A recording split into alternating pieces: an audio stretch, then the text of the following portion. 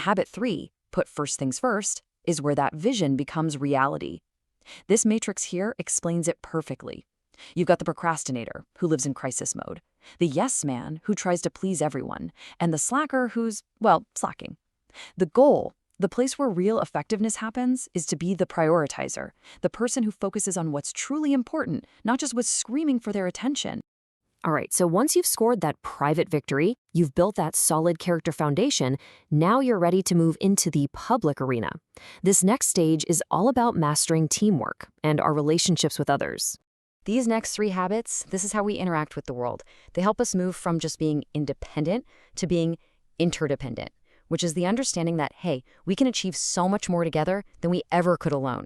Habit 4, think win-win. This one is huge. It's not just a technique, it is a total philosophy of human interaction. It's rejecting that toxic zero-sum game where for you to win, someone else has to lose. For leaders, this means you're not just trying to get the biggest piece of the pie, you're trying to figure out how to bake a much bigger pie for everyone. This brings us to habit 5. And honestly, this quote says it all. Seek first to understand, then to be understood. Think about it. Most of us don't listen with the intent to understand. We listen with the intent to reply. This habit completely flips that script. When you genuinely listen to someone else first, you unlock a whole new level of communication and influence. It's a game changer. And that deep listening leads us right into habit 6, synergize. This is the habit of creative cooperation. It's that magic that happens when you combine a win-win attitude with a deep understanding of others. The result isn't just a compromise where everyone gives a little. No, it's a brand new, better solution that nobody could have come up with on their own. It's that beautiful idea that 1 + 1 can equal 3. So, we've mastered ourselves and we've mastered teamwork. Awesome. But how do you keep it going?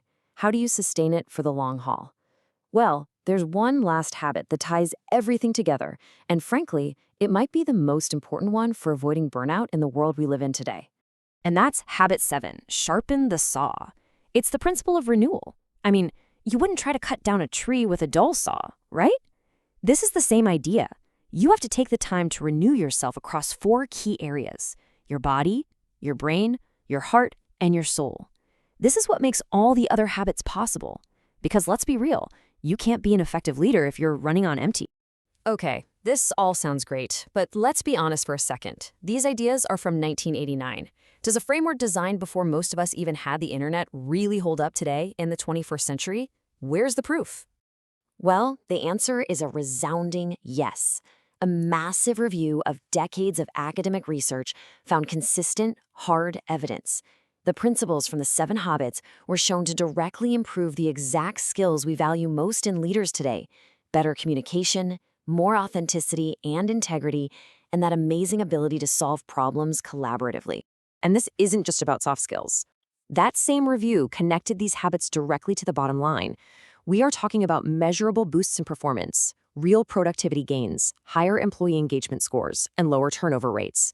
The evidence is clear. This isn't just a feel-good theory. It is a proven playbook for getting results. And that brings us right back to where we started. At the end of the day, the 7 habits framework isn't really about doing more. It's about being more. It leaves us with this one simple but incredibly profound question that every single one of us, especially as leaders, should be asking ourselves every single day.